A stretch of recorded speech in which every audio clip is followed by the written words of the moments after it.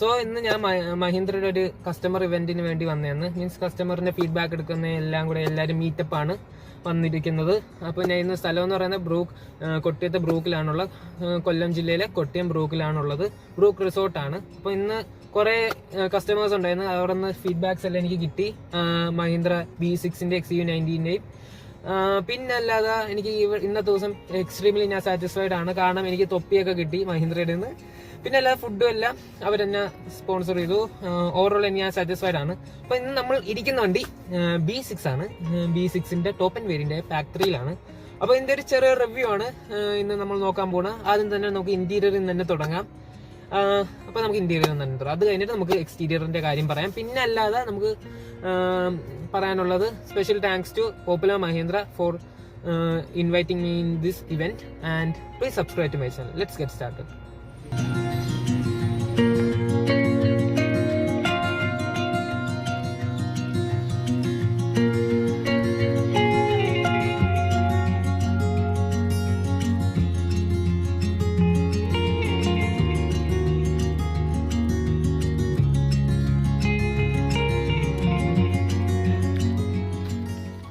So ഞാൻ ഇപ്പോൾ ഇരിക്കുന്ന B6-നകത്താണ്. അപ്പോൾ ഇന്റീരിയറിന്റെ കാര്യം നമുക്കിനി ചെക്കൗട്ട് ചെയ്യാം. ഇന്റീരിയറിന്റെ കാര്യം പറയുന്നത് ഫസ്റ്റ് ഇംപ്രഷൻ ഒരു കോപ്പിറ്റ് വൈബാണ്. ഫൈറ്റർ ജെറ്റിന്റെ കോപ്പിറ്റ് വൈബാണ്. കാരണം ഇതിന്റെ ഗിയർ ലിവർ ആണ്, ത്രസ്റ്റ് ലിവർ പോലെ ഉണ്ട്. പേഴ്സണലി എനിക്ക് ഇഷ്ടപ്പെട്ടു. കാരണം പ്ലേറ്റ് ഇൻസ്പയർഡ് ആണ്, നല്ല രസമുണ്ട്. പിന്നെ സ്റ്റിയറിംഗ് വീലാണ് ഒരു ബോക്സി ഷേപ്പാണ് വരുന്നത്. ഈ ആക്ച്വലി എന്റെ പേരാണ് ഡി കട്ടെന്നും അല്ലെങ്കിൽ ഫ്ലാറ്റ് ബോട്ടം സ്റ്റിയറിംഗ് വീൽ എന്ന് വേണമെങ്കിൽ പറയാം. അതിന്റെ സ്റ്റിച്ചിങ്സ് ആണെങ്കിൽ നല്ല പെർഫെക്റ്റ് ആണ്. പിന്നെ 2 സ്പോക്ക് സ്റ്റിയറിംഗ് വീലാണ്. പക്ഷെ എനിക്കൊരു ഒരേ പ്രശ്നം എനിക്ക് ഫീൽ ചെയ്തത്, പേഴ്സണലി ഞാൻ എടുക്കുകയാണെങ്കിൽ ഫീൽ ചെയ്യാൻ പോകുന്ന പ്രശ്നം എന്ന് പറഞ്ഞാൽ ഇതിന്റെ ഗ്ലോസി ബ്ലാക്ക് മെറ്റീരിയൽസ് എല്ലാം സ്ക്രാച്ച് ചെയ്യും. PPF നമ്മൾ എക്സ്ട്രാ ചെയ്യേണ്ടി വരും. അപ്പോൾ അതിനെ കുറിച്ച് സ്റ്റിയറിംഗിനെ കുറിച്ച് അത്രേ ഉള്ളൂ. പിന്നെ ഇൻഫർടൈൻമെന്റും കോപ്പിറ്റ് ഒരു പാനലാണ് വരുന്നത്. ഒരു 10.25 അല്ല 12 ഇഞ്ചിന്റെ ഒരു പാനലാണ് വരുന്നത്. പിന്നെ അപ്പുറം 2 12 ഇഞ്ചിന്റെ സ്ക്രീൻസ് ആണ് വരുന്നത്. ആൻഡ്രോയിഡ് ഓട്ടോ, ആപ്പിൾ കാർപ്ലേ അതുപോലത്തെ ഫീച്ചേഴ്സ് എല്ലാം ഉണ്ട്. പിന്നെ AI ഉണ്ട്. മായ എന്ന് പറഞ്ഞൊരു AI ഫീച്ചർ ഉണ്ട്. ഇതിനകത്ത് ഐ തിങ്ക് എത്ര മില്യൺ ട്രില്യൺ കമാൻഡ്സ് ഇതിനകത്ത് ഇൻബിൽട്ട് ആയിട്ട് സ്റ്റോർ ചെയ്ത് വെച്ചിട്ടുണ്ടെന്നാണ് മഹീന്ദ്ര ക്ലെയിം ചെയ്യുന്നത്. പിന്നെ ഇതിനകത്ത് സോഫ്റ്റ്വെയർ അപ്ഡേറ്റ്സ് ഒക്കെ വരാറുണ്ട്. പിന്നെ നമ്മൾ ഇതിനകത്ത് മൂഡ്സ് ഉണ്ട്, റേസ് മോഡ് ഉണ്ട്, എവരിഡേ മോഡ് ഉണ്ട്, പിന്നെ അതുപോലത്തെ റേഞ്ച് മോഡ് ഉണ്ട്, അതുപോലത്തെ 3 മൂഡ്സ് ഉണ്ട്. പിന്നെ സ്പീക്കേഴ്സിന്റെ കാര്യം പറയാൻ 16 സ്പീക്കേഴ്സിന്റെ ഹാമൻ ഗാർഡന്റെ സ്പീക്കേഴ്സ് ആണ് വിത്ത് ഡോൾബി അറ്റ്മോസ് ട്യൂൺഡ്. പിന്നെ ഏറ്റവും യുണീക്ക് ആയിട്ട് തോന്നിയ 16 മില്യൺ ആംബിയന്റ് ലൈറ്റിംഗ് ആണ്. അത് നോ വേർഡ്സ്. കാരണം രാത്രിയാണ് കൂടുതലും ഇൻസ്പയറിംഗ് അല്ല, നല്ല രസം അത് ഫീൽ ചെയ്തുകൊണ്ട് പോകാം. അത് ഗ്ലാസ് റൂഫിലായിരുന്നു, അത് ഇൻഫിനിറ്റി ഗ്ലാസ് റൂഫിലായിരുന്നു, അങ്ങനെ തന്നെ.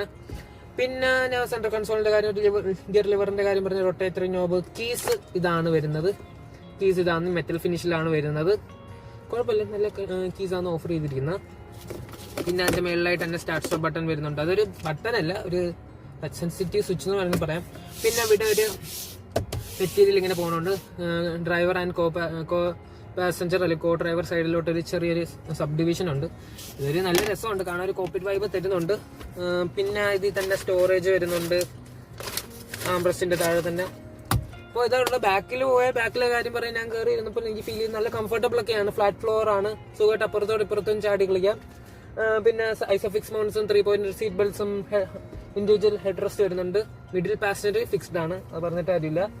പിന്നെ ഇത്തിരി ക്ലോസ്ട്രോഫോബിക് ആണ്, കാരണം എയറി ഫീൽ അല്ലേ, കാരണം സ്ലോപ്പിംഗ് റൂഫ് ആയിട്ട് വിൻഡോ ഏരിയ ഇത്തിരി കട്ടാവുന്നുണ്ട്. പക്ഷെ അതൊന്നും വലിയ കാര്യമില്ല, കാരണം ഈ ഒരു പാനോറമിക് ഇൻഫിനിറ്റി ഗ്ലാസ് റൂഫ് ഉള്ളതുകൊണ്ട് അതിനെക്കുറിച്ച് പേടിക്കേണ്ട ആവശ്യമില്ല. അപ്പോൾ ഇതൊക്കെയുള്ള ഇന്റീരിയറിന്റെ കാര്യം. പിന്നെ ഒരു കാര്യം വിട്ടുപോയത്, ഇതിനകത്ത് ഹെഡ്സപ്പ് ഡിസ്പ്ലേ വരുന്നുണ്ട്.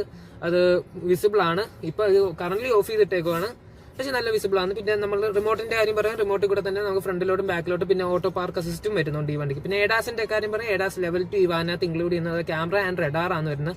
I think 360 view camera offer ചെയ്യുന്നുണ്ട്. അതിൽ നിന്നും കൂടെ ഇത് ക്യാരി ഫോർവേഡ് ചെയ്തിട്ട് തന്നെ വരുന്നത്. പിന്നെ 360 വ്യൂ ക്യാമറയിൽ കൂടെ നോക്കുകയാണെങ്കിൽ നമുക്ക് അതിനകത്ത് റെക്കോർഡും ചെയ്യാം. അത് നല്ലൊരു ഫീച്ചറാണ് മഹീന്ദ്ര ഈ പ്രൈസ് പോയിന്റിൽ തരുന്നത്. പിന്നെ സീറ്റ്സ് ആണെങ്കിലും ഹീറ്റർ ആൻഡ് വെന്റിലേറ്റഡ് ആണ് വരുന്നത്. പിന്നെ റീസൈക്കിൾ മെറ്റീരിയൽസ് ആണ് യൂസ് ചെയ്തിരിക്കുന്നത്. നല്ലൊരു സപ്പോർട്ട് കുഴപ്പമില്ല, ഒരു അഡിക്വേറ്റ് സപ്പോർട്ടാണ്. ഹെഡ് റെസ്റ്റ് ആണെങ്കിൽ അഡിക്വേറ്റ് ആണ് വരുന്നത്. ബട്ട് XUV90 കൂടുതലും കംഫർട്ട് ഫോക്കസ്ഡ് ആണ്. ഇതൊരു പെർഫോമൻസ് ഫോക്കസ്ഡ് വണ്ടിയാണ്. സോ നമുക്ക് എക്സ്റ്റീരിയറിന്റെ കാര്യം പറയാം. എക്സ്റ്റീരിയറിന്റെ കാര്യം പറയുകയാണെങ്കിൽ ഒരു ഫ്യൂച്ചറിസ്റ്റിക് ഡിസൈൻ ആണ്. മഹീന്ദ്ര ഇലക്ട്രിക്കിൽ ഒരു കംബാക്ക് നടത്തിയത് മുമ്പ് വേറൊരു കുഞ്ഞ് ഇലക്ട്രിക് വെരിറ്റോ എന്ന് പറയുന്ന ഇലക്ട്രിക് സെഡാൻ ഉണ്ടായിരുന്നു. സെഡാൻ അല്ല, ഒരു ഹാച്ച് ബാക്ക് എന്ന് വേണമെങ്കിലും പറയാം. അതിനുശേഷം മഹീന്ദ്ര XUV400 ഇറക്കി. അതൊരു ജസ്റ്റ് ഒരു പർപ്പസ്ഫുൾ ആയിട്ട് ബിൽഡ് ചെയ്ത ഒരു വണ്ടിയാണ്. ഒരു വെൽ എഞ്ചിനീയർഡ് എന്ന് പറഞ്ഞാൽ എഞ്ചിനീയർഡ് ആണ്, പക്ഷെ ഒരു പ്രോപ്പർ വണ്ടിയല്ലായിരുന്നു, പ്രോപ്പർ EV അല്ലായിരുന്നു.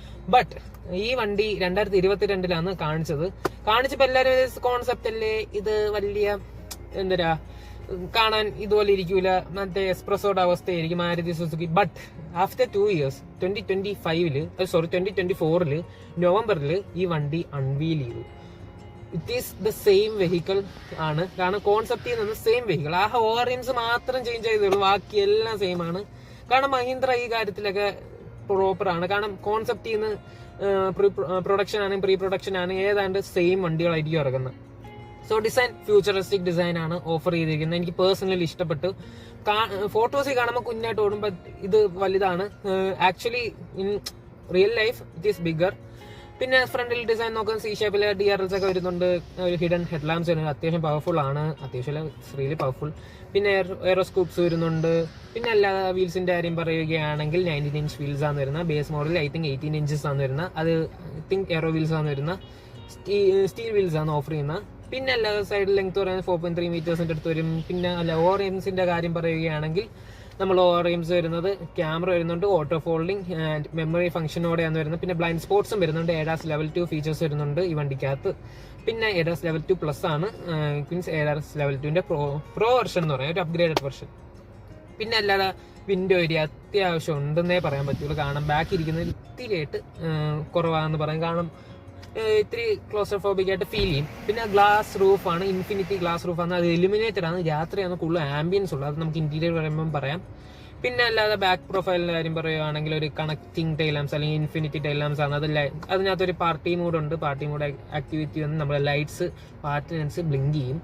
അതൊരു നല്ലൊരു ഫീച്ചറാണ്. പിന്നെ അല്ലാതെ നമ്മളുടെ B6ന്റെ ഒക്കെ ബാഡ്ജ് എല്ലാം ഒരു ബ്ലാക്ക് ഫിനിഷിലാണ് കൊടുത്തിരിക്കുന്നത്. ബമ്പേഴ്സ് ആണ് ഗ്ലോസി ബ്ലാക്ക് ഫിനിഷിലാണ്, വീൽ ആർച്ചസ് ആണ് ഗ്ലോസി ബ്ലാക്ക് ഫിനിഷിലാണ് വരുന്നത്. പിന്നെ ഓൾ 4 ഡിസ്ക് ബ്രേക്സ് ആണ് വരുന്നത്. ഇലക്ട്രിക് ടൈൽ ഗേറ്റ് ആണ് ഈ വാഹനത്ത് വരുന്നത്. ബൂട്ട് സ്പേസിന്റെ കാര്യം ഞാൻ സൈഡിൽ തന്നെ മെൻഷൻ ചെയ്യാം. എനിക്ക് എക്സാക്ട് ആയിട്ട് അറിഞ്ഞൂടാ boot space. I think 500 liters, nearly 500 liters of boot space വരുന്നുണ്ട്. ആൻഡ് ഓവറോൾ വണ്ടിയുടെ ഈ എക്സ്റ്റീരിയറിന്റെ കാര്യം പറയുന്നത് personally I feel this is good. അപ്പം ഇതൊക്കെയാണ് എക്സ്റ്റീരിയറിനെ കുറിച്ച് പറയാനുള്ളത്. അപ്പോൾ ഓവറോൾ ഇതൊരു വൈറ്റ് കളർ വണ്ടിയാണ്. നിങ്ങൾ ചിലപ്പോൾ ടെസ്റ്റ് ഡ്രൈവ് വണ്ടിയുടെയും ഓറഞ്ച് കളർ ടെസ്റ്റ് ഡ്രൈവ് വണ്ടിയുടെയും സീക്വൻസും കാണാൻ പറ്റുന്നതാണ്. സോ ലാസ്റ്റ് ആയിട്ട് പറയുന്നത് പവർ ട്രെയിൻസ് ആണ്. പവർ ട്രെയിൻസ് എന്ന് പറയുന്നത് ഒരു 79 kWh I think 63 kWh, 69 or 59 kWh battery ഉണ്ട്. എനിക്ക് ബാറ്ററി കിലോവാട്ട് എക്സാക്ട് ആയിട്ട് അറിഞ്ഞൂടെ, ഞാൻ സൈഡിൽ തന്നെ മെൻഷൻ ചെയ്യാം. പവറിന്റെ കാര്യം പറയുകയാണെങ്കിൽ ബേസ് മോഡലിനകത്ത് വരുന്ന പവർ 233 bhp ആണ് വരുന്നത്. 19 lakhs എക്സ്ഷോറും പ്രൈസ് വരുന്ന വാഹനത്തിനകത്ത് 233 bhp എന്ന് പറയുന്നത് അത് ഇൻസൈൻ ആണ്. 380 Nm ടോർക്കിന്റെ അടുത്താണ് വരുന്നത്. 380 Nm or 350 Nm ടോർക്കിന്റെ അടുത്താണ് വരുന്നത്.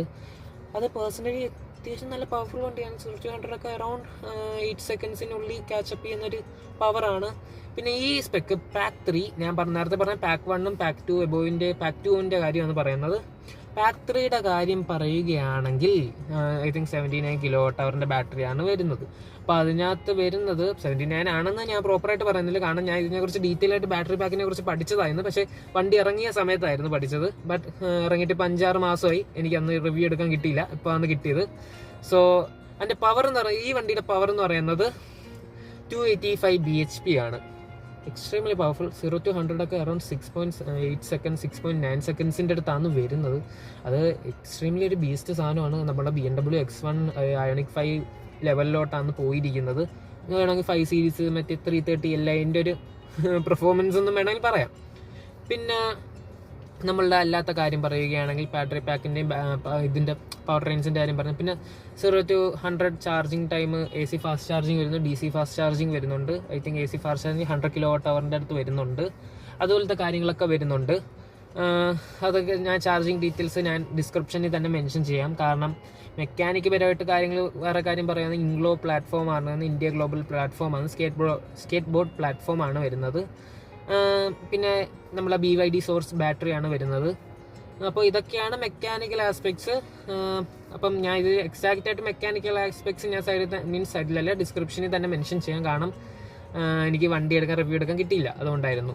സോ അപ്പോൾ ഇതൊക്കെയാണ് മഹീന്ദ്ര B6ന്റെ ഒരു റിവ്യൂ എന്ന് പറയുന്നത്. പേഴ്സണലി എനിക്ക് ഇഷ്ടപ്പെട്ടോ എന്ന് ചോദിച്ചാൽ ഇഷ്ടപ്പെട്ടു. എനിക്ക് ചെറിയ ചെറിയ ആസ്പെക്ട്സ് ഡള്ളായിട്ട് തോന്നിയത് നമ്മളുടെ ഇതാണ്, ഗ്ലോസി ബിറ്റ്സ് ആണ്. അത് ഒരു നോട്ട് ആൻഡ് ബിഗ്ഗസ്റ്റ് നെഗറ്റീവ്, അത് ഡീൽ ബ്രേക്കർ ഒന്നും അല്ല.